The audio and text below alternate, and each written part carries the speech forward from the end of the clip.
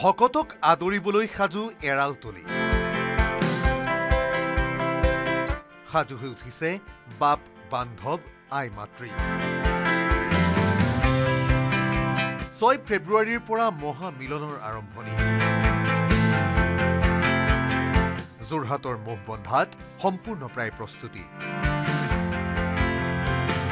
ইতিমধ্যে আমাৰ প্ৰায় 90% কাম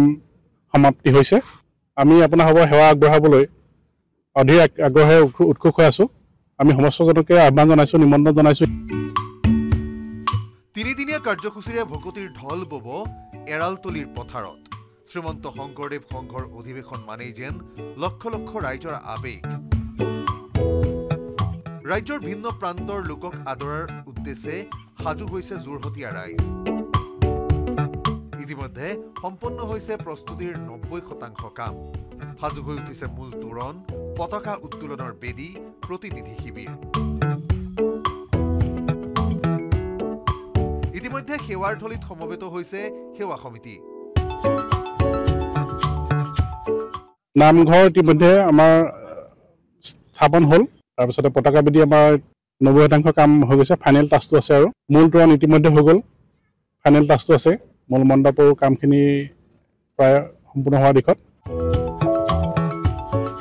অহা 6 ফেব্ৰুৱাৰীৰ পৰা 9 ফেব্ৰুৱাৰীলৈকে অধিৱেশন এৰালতলী পথাৰৰ 1200 বিঘা মাটিত ইতিমধ্যে জনস্বাস্থ্য কাৰিকৰী বিভাগ বিদ্যুৎ বিভাগ লোক নিৰ্মাণ বিভাগৰ বিষয়া কৰ্মচাৰীসকলৰ সহায়ত পানী বিদ্যুৎ আৰু বাটপথৰ সুচল ব্যৱস্থা কৰি তোলা হৈছে অস্থায়ীভাৱে স্থাপন কৰা হৈছে 3টা ট্ৰান্সফৰ্মাৰ প্ৰায় 8000 বিজুলী বাতিয়ে পোহৰাই তুলিব অধিৱেশনস্থলী সংস্থাপন কৰা হৈছে প্ৰায় 2 কিলোমিটাৰ দৈৰ্ঘ্যৰ বিদ্যুৎ পৰিবাহী লাইন পথাৰৰ 3টা পুখুৰী কৰা হৈছে পৰিষ্কৰণ ভোজনালয়ত থাকিব মুঠ 420টা পানীৰ টেপ অধিৱেশনৰ অন্যতম আকৰ্ষণ প্ৰদৰ্শনী গ্ৰন্থমেলা আৰু বাণিজ্য মেলা ক্ষেত্ৰ ইয়াত থাকিব প্ৰায় 800খন বিপণী 200 চৌকাৰ সৈতে ভকত হোৱাৰ কাৰণে আমি আপ্যায়নৰ ব্যৱস্থা কৰিছো তাতে আমি 200 চৌকাত আৰু ভোজনালয় কক্ষত আমি প্ৰতি খাজত 10000 কৈ ভকতক আপ্যায়ন কৰিবলৈ ব্যৱস্থা কৰা হৈছে এই সেৱা বাহিনীৰ শিবিৰত এবাৰ ৰেকৰ্ড সংখ্যক অভিলেখ সংখ্যক সেৱক সেৱিকা 10000 কৈ ততোধিক সেৱক সেৱিকা আমি একেলগে তাতে যুৱক যুৱতী থাকিব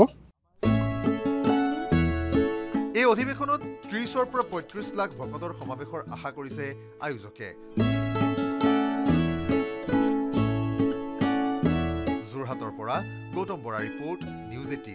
অসম নৰ্থ ইষ্ট